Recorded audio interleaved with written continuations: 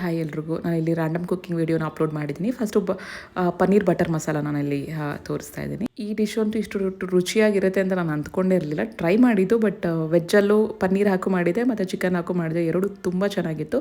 ಇದನ್ನು ಮಾಡಲಿಕ್ಕೆ ಒಂದು ಪಾತ್ರೆಗೆ ಬೆಣ್ಣೆ ಹಾಕಿ ಅದಾದಮೇಲೆ ಬಾತಲ್ಲೇ ಹಾಕಿ ಒಂದು ಈರುಳ್ಳಿಯಷ್ಟು ಚಿಕ್ಕದಾಗಿ ಕಟ್ ಮಾಡಿಕೊಂಡು ಅದು ಚೆನ್ನಾಗಿ ಫ್ರೈ ಆದಮೇಲೆ ಉಪ್ಪು, ಖಾರದ ಪುಡಿ, ಅರಿಶಿನ, ಧನಿಯಾ ಪುಡಿ, ಸ್ವಲ್ಪ ಜೀರಿಗೆ ಪುಡಿನ ಫ್ರೈ ಮಾಡ್ಕೊಳ್ಬೇಕಾಗತ್ತೆ. ಇದು ಫ್ರೈ ಆದಮೇಲೆ ಒಂದು ಟೊಮೆಟೋನ ಚಿಕ್ಕದಾಗಿ ಕಟ್ ಮಾಡ್ಕೊಂಡು ಇಲ್ಲಿ ಆ್ಯಡ್ ಮಾಡ್ಕೊಂಡಿದ್ದೀನಿ. ಸೊ ಟೊಮೆಟೊನೂ ಒಂದು ಸ್ವಲ್ಪ ಸಾಫ್ಟ್ ಆದಮೇಲೆ ಶುಂಠಿ, ಬೆಳ್ಳುಳ್ಳಿ ಮತ್ತು ಗೋಡಂಬಿನ ಇಲ್ಲಿ ನಾನು ಫ್ರೈ ಮಾಡೋಕ್ಕೆ ಹಾಕ್ಕೊಳ್ತಾ ಇದ್ದೀನಿ. ನೆಕ್ಸ್ಟ್ ಇದಕ್ಕೆ 1 ಸ್ಪೂನಷ್ಟು ಗರಂ ಮಸಾಲಾನ ಆ್ಯಡ್ ಮಾಡಿಕೊಂಡು ಸ್ವಲ್ಪ ನೀರು ಹಾಕ್ಕೊಂಡು ಚೆನ್ನಾಗಿ ಕುದ್ಮೇಲೆ ಅದು ಹಾರದ ಮೇಲೆ ನಾನು ಅದನ್ನು ಪೇಸ್ಟ್ ಮಾಡ್ಕೊಳ್ತಾ ಇದ್ದೆ. ತುಂಬ ನೈಸ್ ಪೇಸ್ಟ್ ಮಾಡಬೇಕಾಗತ್ತೆ. ಎಷ್ಟು ನೈಸಾಗಿ ಪೇಸ್ಟ್ ಮಾಡ್ತೀವೋ ಅಷ್ಟು ರುಚಿ ಚೆನ್ನಾಗಿರುತ್ತೆ. ಸೊ ಅದು ಪೇಸ್ಟ್ ಆದಮೇಲೆ ಅದೇ ಪಾತ್ರೆಗೆ ಸ್ವಲ್ಪ ಎಣ್ಣೆ ಅಥವಾ ಬೆಣ್ಣೆ ಹಾಕೋಬೇಕಾಗತ್ತೆ. ಅರಿಶಿನ, ಉಪ್ಪು, ಖಾರದ ಪುಡಿ ಹಾಕಿ ಪನ್ನೀರನ್ನ ಟಾಸ್ ಮಾಡ್ಕೊಳ್ತಾ ಇದ್ದೀನಿ. ಇಲ್ಲಿ ಪನ್ನೀರನ್ನ ಮಾಡ್ಕೋಬೋದು ಅಥವಾ ನಾನ್ ವೆಜ್ಜಲ್ಲಿ ಚಿಕನ್ನು ಕೂಡ ಇದೇ ಥರನೇ ಮಾಡ್ಕೋಬೇಕಾಗುತ್ತೆ. ಪನ್ನೀರ್ ಫ್ರೈ ಆದಮೇಲೆ ಅದನ್ನು ಪಕ್ಕಕ್ಕೆ ತಿರ್ಕೊಂಡು ಅದೇ ಪಾತ್ರೆಗೆ ಬೆಣ್ಣೆ ಹಾಕಿ ರುಬ್ಬಿಟ್ಕೊಂಡಿರೋ ಪೇಸ್ಟ್ನ ಹಾಕ್ಕೊಂಡಿದ್ದೀನಿ. ಅದು ಚೆನ್ನಾಗಿ ಮಳ್ಳದ್ದು ಅದು ಎಣ್ಣೆ ಬಿಟ್ಟ ಮೇಲೆ ಅದಕ್ಕೆ ಪನ್ನೀರನ್ನ ನಾನು ಇಲ್ಲಿ ಫ್ರೈ ಮಾಡ್ಕೊಂಡಿರೋದನ್ನು ಹಾಕ್ಕೊಂಡು ಮೇಲ್ಗಡೆ ಸ್ವಲ್ಪ ಕಸೂರಿ ಮೇಥಿನ ಇಲ್ಲಿ ಕ್ರಷ್ ಮಾಡಿ ಕೈಯಲ್ಲಿ ಹಾಕಿದ್ದೀನಿ. ಇದಕ್ಕೆ ಕ್ರೀಮ್ನ ಆ್ಯಡ್ ಮಾಡ್ಕೊಳ್ಬೋದು. ಕ್ರೀಮ್ ಆ್ಯಡ್ ಮಾಡಿದ್ರಂತೂ ತುಂಬ ರಿಚ್ ಫ್ಲೇವರ್ ಇರುತ್ತೆ. ಇದು ಚಿಕನಲ್ಲಿ ನಾನು ಮಾಡ್ಕೊಂಡಿದ್ದು ಅದರದ್ದು ವೀಡಿಯೋನ ನಾನು ಇಲ್ಲೇ ಆ್ಯಡ್ ಮಾಡಿದ್ದೀನಿ. ಇದು ಚಪಾತಿಗೆ, ನಾನ್ಗೆ, ಪೂರಿಗೆ ಎಲ್ಲ ತುಂಬ ಚೆನ್ನಾಗಿರುತ್ತೆ. ತುಂಬ ಬೇಗನೂ ಆಗುತ್ತೆ ಮತ್ತು ತುಂಬ ಟೇಸ್ಟಿಯಾಗಿರುತ್ತೆ. ಹೋಟೆಲಲ್ಲಿ ಹೆಂಗಿರುತ್ತೋ ಅದೇ ಥರನೇ ಇರುತ್ತೆ. ನೆಕ್ಸ್ಟ್ ನಾನಿಲ್ಲಿ ಟೊಮೆಟೊ ಚಟ್ನಿ ಮಾಡ್ಕೊಳ್ತಾ ಇದ್ದೀನಿ. ಇದಂತೂ ಎಷ್ಟು ರುಚಿಯಾಗಿರುತ್ತೆ ಅಂದರೆ ಮಾಡಿ ತಿಂದ್ರೇ ಗೊತ್ತಾಗುತ್ತೆ. ಸೊ ಇದಕ್ಕೆ ತೆಂಗಿನಕಾಯಿ ಹಾಕೋದಿಲ್ಲ. ಸೊ ಸಮ್ಮರಲ್ಲಿ ಇದನ್ನು ಮಾಡಿ ಆರಾಮಾಗಿ 1-2 ಡೇಸ್ವರೆಗೂ ಇಟ್ಕೊಂಡು ತಿನ್ಕೋಬೋದು.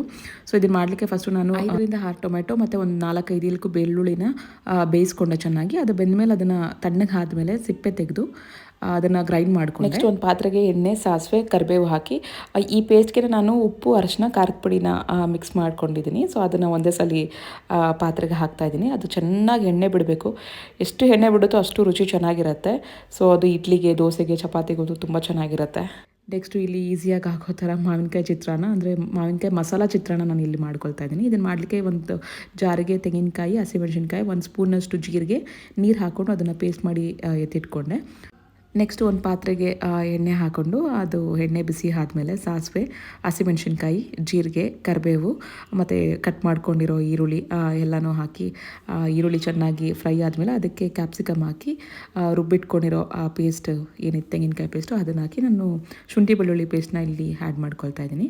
ಇದಾದಮೇಲೆ ಬಾಯ್ಲ್ ಮಾಡ್ಕೊಂಡಿರೋ ಬಟಾಣಿನ ಕೂಡ ಇಲ್ಲಿ ಸೇರಿಸ್ಕೊಳ್ತಾ ಇದ್ದೀನಿ. ಮಾವಿನಕಾಯಿದು ಒಂದು ಸ್ವಲ್ಪ ಹಣ್ಣಾಗಿತ್ತು, ಬಟ್ ರುಚಿ ಚೆನ್ನಾಗೇ ಇತ್ತು. ಅದಾದಮೇಲೆ ನಾನು ಕಡಲೆಕಾಯಿನ ಸಪ್ರೇಟಾಗಿ ಫ್ರೈ ಮಾಡ್ಕೊಂಡು ಮತ್ತು ಟೇಸ್ಟಿಯಾಗಿ ಹಾಕೋ ಆಲೂ ಮತ್ತು ಬಟಾಣಿ ಸೇರಿಸ್ಕೊಂಡು ಒಂದು ಗ್ರೇವಿ ಮಾಡ್ಕೊಂಡಿದ್ದೀನಿ ಚಪಾತಿಗೆ. ಇದನ್ನು ಮಾಡಲಿಕ್ಕೆ ಪುದೀನ, ಕೊತ್ತಂಬರಿ, ಈರುಳ್ಳಿ, ಶುಂಠಿ, ಬೆಳ್ಳುಳ್ಳಿ, ಹಸಿಮೆಣಸಿನ್ಕಾಯಿನ ಜಾರ್ಗೆ ಹಾಕಿ ನೀರು ಹಾಕಿ ಸ್ವಲ್ಪ ಪೇಸ್ಟ್ ಮಾಡಿ ಎತ್ತಿಟ್ಕೊಂಡೆ. ಇದಾದಮೇಲೆ ಸ್ವಲ್ಪ ಈರುಳ್ಳಿ ಫ್ರೈಗೆ ಅಂತ ಕಟ್ ಮಾಡಿಕೊಂಡು ಪಾತ್ರೆಗೆ ಎಣ್ಣೆ ಹಾಕಿ ಸ್ವಲ್ಪ ತುಪ್ಪ ಹಾಕಿ ಬಾತೆಲೆ 2 ಏಲಕ್ಕಿ, ಒಂದು ಸ್ವಲ್ಪ ಜೀರಿಗೆ ಮತ್ತು ಅದೆಲ್ಲ ಫ್ರೈ ಆದಮೇಲೆ ಈರುಳ್ಳಿ ಹಾಕ್ಕೊಂಡು ಅದು ಚೆನ್ನಾಗಿ ಫ್ರೈ ಆದಮೇಲೆ ಬಟಾಣಿನ ಹಸಿದನ್ನು ಇಲ್ಲಿ ಹಾಕ್ಕೊಂಡಿದ್ದೀನಿ. ಸೊ ಅದು ಎಲ್ಲ ಸ್ವಲ್ಪ ಫ್ರೈ ಆದಮೇಲೆ ರುಬ್ಕೊಂಡು ಇಟ್ಕೊಂಡಿರೋ ಪೇಸ್ಟ್ನ ಇಲ್ಲಿ ಆ್ಯಡ್ ಮಾಡಿಕೊಂಡು ಅರಿಶಿನ, ಉಪ್ಪು, ಜೀರಿಗೆ ಪುಡಿ, ಧನಿಯಾ ಪುಡಿ ಮತ್ತು ಖಾರದ ಪುಡಿನ ಇಲ್ಲಿ ನಾನು ಆ್ಯಡ್ ಮಾಡಿಕೊಂಡು ಅದು ಫ್ರೈ ಆದಮೇಲೆ ಟೊಮೆಟೊನ ನಾನು ಇಲ್ಲಿ ಪೇಸ್ಟ್ ಮಾಡಿಕೊಂಡು ಹಾಕ್ತಾಯಿದ್ದೀನಿ. ಸೊ ಅದಾದಮೇಲೆ ಒಂದು ಸ್ವಲ್ಪ ಮೊಸರನ್ನ ಇಲ್ಲಿ ಆ್ಯಡ್ ಮಾಡಿಕೊಂಡು ಕೊನೆಯದಾಗಿ ಗರಂ ಮಸಾಲಾನ ಹಾಕಿ ಮತ್ತು ಬಾಯ್ಲ್ ಮಾಡಿ ಇಟ್ಕೊಂಡಿರೋ ಆಲೂಗೆಡ್ಡೆನೇ ನಾನು ಇಲ್ಲಿ ಫೈನಲಾಗಿ ಆ್ಯಡ್ ಮಾಡ್ಕೊಂಡಿದ್ದೀನಿ. ಬಟಾಣಿ ಬೇಯಲಿಕ್ಕೆ ಒಂದು ಸ್ವಲ್ಪ ನೀರು ಹಾಕಿ ತಟ್ಟೆ ಮುಚ್ಚಿ ಒಂದು 5 ನಿಮಿಷ ಕುದಿಸ್ಕೊಂಡ್ರೆ ಈ ಗ್ರೇವಿ ಅಂತೂ ತುಂಬ ಚೆನ್ನಾಗಿರುತ್ತೆ. ಎಷ್ಟು ಜನ ಮನೆಯಲ್ಲಿ ಮಾಡ್ತಾರೆ ಗೊತ್ತಿಲ್ಲ, ಬಟ್ ತುಂಬ ಚೆನ್ನಾಗಿರುತ್ತೆ. ಈಗ ಸೀಸನ್ ಕೂಡ ಇದೆ. ಇದನ್ನು ಮಾಡಲಿಕ್ಕೆ ಒಂದು ಕುಕ್ಕರ್ಗೆ ಎಣ್ಣೆ ಹಾಕ್ಕೊಂಡು ಕರಿಬೇವು ಮತ್ತು ಹಸಿಮೆಣ್ಸಿನ್ಕಾಯಿನ ಇಲ್ಲಿ ಫ್ರೈಗೆ ಹಾಕ್ಕೊಂಡೆ ಫಸ್ಟು. ಅದಾದಮೇಲೆ ಒಂದು ಈರುಳ್ಳಿ ಕಟ್ ಮಾಡ್ಕೊಂಡು ಅದನ್ನು ಹಾಕಿ ಅದು ಚೆನ್ನಾಗಿ ಫ್ರೈ ಆದಮೇಲೆ ಇದಕ್ಕೆ ನಾನು ಶುಂಠಿನ ಜಾಸ್ತಿನೇ ಇಲ್ಲಿ ಯೂಸ್ ಮಾಡ್ಕೊತಾ ಇದ್ದೀನಿ. ಸೊ ಫ್ಲೇವರ್ ಅದೇನೇ ಚೆನ್ನಾಗಿ ಕೊಡುತ್ತೆ. ಶುಂಠಿ ಎಲ್ಲ ಹಾಕಿ ಫ್ರೈ ಆದಮೇಲೆ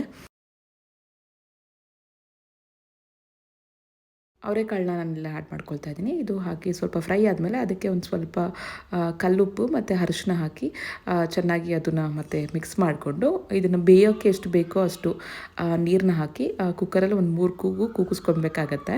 ಇದು ಬಾಯ್ಲ್ ಆದಮೇಲೆ ಇನ್ನೂ ಏನಾರು ನೀರಿದೆ ಅಂತ ಅನ್ಸಿದ್ರೆ ಹೈ ಫ್ಲೇಮ್ ಇಟ್ಕೊಂಡು ಅದನ್ನು ಚೆನ್ನಾಗಿ ಮತ್ತೆ ಇಂಬ್ರಿಸ್ಕೊಂಡೆ. ಸೊ ಇದಕ್ಕೆ ಮತ್ತೆ ನಾನು ಸ್ವಲ್ಪ ಶುಂಠಿ ಮತ್ತು ಕೊತ್ತಂಬರಿನ ಇಲ್ಲಿ ಆ್ಯಡ್ ಮಾಡಿಕೊಂಡು ಒಂದು 2-3 ಸ್ಪೂನಷ್ಟು ತೆಂಗಿನಕಾಯಿನ ಆ್ಯಡ್ ಮಾಡ್ಕೊಂಡಿದ್ದೀನಿ. ಇದು ಆಗಲೇ ತುರಿದು ತೆಂಗಿನಕಾಯಿ ಹಾಕಿದ್ರೆ ತುಂಬ ರುಚಿಯಾಗಿರುತ್ತೆ. ಇದು ಅನ್ನ ಸಾರು, ಅನ್ನ ರಸದಕ್ಕೆಲ್ಲ ನೆಂಚ್ಕೊಂಡು ತಿನ್ನೋದಕ್ಕೆ ತುಂಬ ಚೆನ್ನಾಗಿರುತ್ತೆ. ಸೊ ನಮ್ಮ ಮನೇಲಿ ಇದು ಮಾಡಿದ್ರಂತೂ 2-3 ಟೈಮ್ ಇದ್ರೂ ಇಟ್ಕೊಂಡು ತಿಂತೀವಿ, ಅಷ್ಟು ರುಚಿಯಾಗಿರುತ್ತೆ, ತುಂಬ ಇಷ್ಟ ಆಗುತ್ತೆ. ನೆಕ್ಸ್ಟು ಕ್ವಿಕ್ಕಾಗಿ ಟೇಸ್ಟಿಯಾಗಿ ಮಾಡೋ ಫಿಶ್ ಫ್ರೈನ ನಾನು ತೋರಿಸ್ತಾ ಇದ್ದೀನಿ.